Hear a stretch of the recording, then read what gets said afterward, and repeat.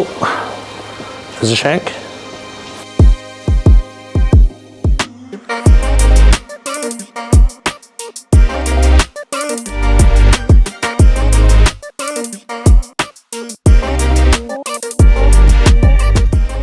Hey guys, welcome to the channel.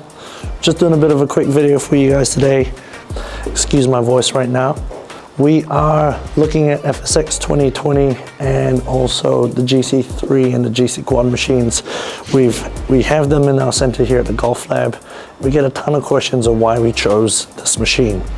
And so today we'll give you a bit of a demonstration around what the machine does, how it works, why it's a little bit different to some of the others on the market, why we specifically chose this. To do the real big reveal right now, realistically, it's just around accurate data. Why is this important? Well, the first thing is being able to play indoors in a simulator sense, you need to understand what the ball's doing. More importantly, you need to understand what you're doing with the club. So without further ado, I'm just gonna hit a couple of shots for you and you can start to see what it looks like. Let's jump into improved mode. I'm just gonna go through to a new session. I'm gonna pick Spanish Bay. And we're gonna go to a par 4. And I'm just gonna go start. I'm not gonna mess with any of the wind conditions. So straight out of the box is a very intuitive software. You can pick courses to play on. You can practice on courses. You can do some really cool stuff. And just as it loads, so as you can see, you can start to look at all the course behind me. Obviously what it looks like on screen. There's a lot of information on the screen here. We've got elevation, we've got distance to pin, we've got a graphic of where we're aligned to. I'm a right-handed golfer, so obviously the white line is aligned to the right-hand side. I'm just gonna show you something really cool. I'll put my finger on the screen here, and I can just start to hold down and just pick. I've got a 7 iron. I'm just gonna go really light today, maybe start at about 140, maybe a little bit longer. Let's go 150 meters out specifically. So there's a few different machines on the market. The major ones that we have are radar-based and camera-based. This is a camera-based system. What it does, it takes a whole bunch of high-speed photos of the club face going through the ball impact, and then tells you what the ball's doing as a result of it. So whilst I take a quick shot here, let's get one onto the green.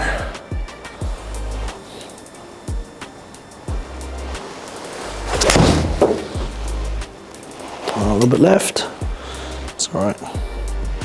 And this is why we use the system. So what it's able to do, it's able to diagnose what's going on with the club as it goes through the ball.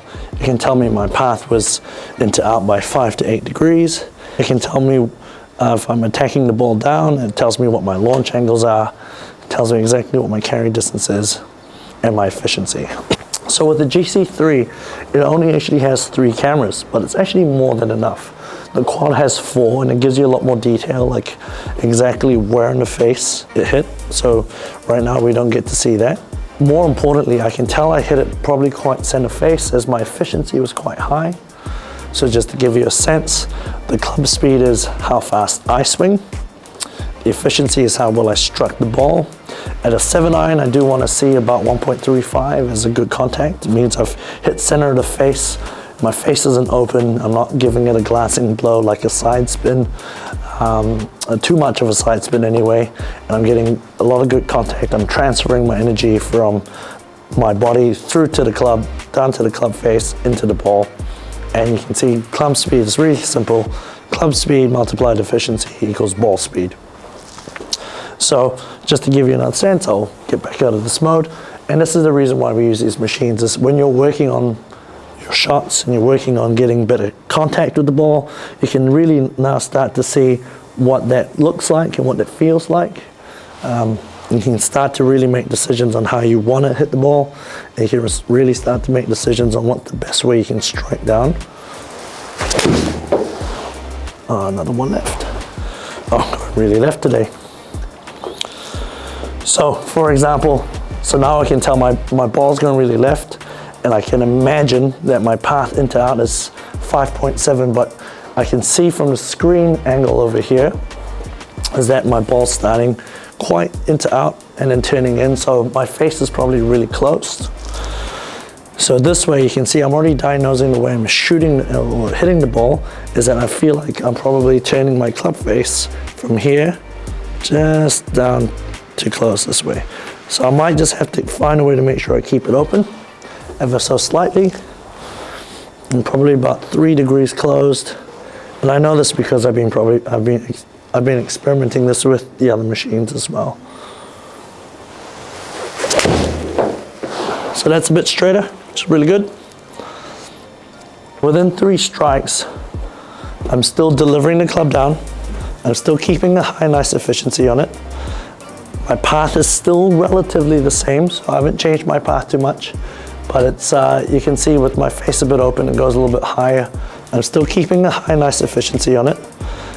My path is still relatively the same, so I haven't changed my path too much. But it's, you can see with my face a bit open, it goes a little bit higher. So let's see if I can work it out again, get 4 down. But this way I'm gonna just make sure my hands stay open. Oh, there's a shank. Now shanks happen, so that's part of the game. So this is why we come down to the lab, is to experiment and work on things. So potentially what I need to do is fix my posture a little bit. Make sure I have a good strike, finish strong, with a good swing. There we go. That felt good. So,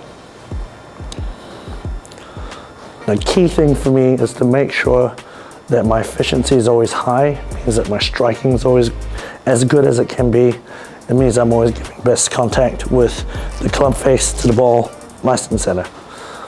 You can do a lot with the GC3, so you don't need to have GC4s to be able to do so. So the .10 club allows the GC machines, the quads, the threes to be able to track. So if you're trying to work on something, if you're trying to work on the way you strike, if you're trying to work on specific patterns or movements, if you're doing this on a range, it's actually really difficult because you're trying to figure out, you're trying to diagnose the ball flight, and then you're trying to diagnose what you did to make the ball flights happen.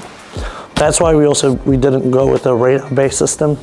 We found that the radar-based system, from experience, you're calculating, reverse engineering what's happening with the flight down to the club. I'd rather get the club data correct and the ball data correct based off what's happening with your strike. Cool, hope this has been helpful for all of you at home. Check out more of these 101 series. We're going to go through a bit more data. We'll go through how to use the machines a little bit better. You can see I can practice in all sorts of different weather here. And it's really good just to be able to understand what's going on, make the changes you need to make, become a better golfer. Make sure to like and subscribe on our YouTube channels. Please follow us for any more content that we're trying to bring out. Till next time, see you guys.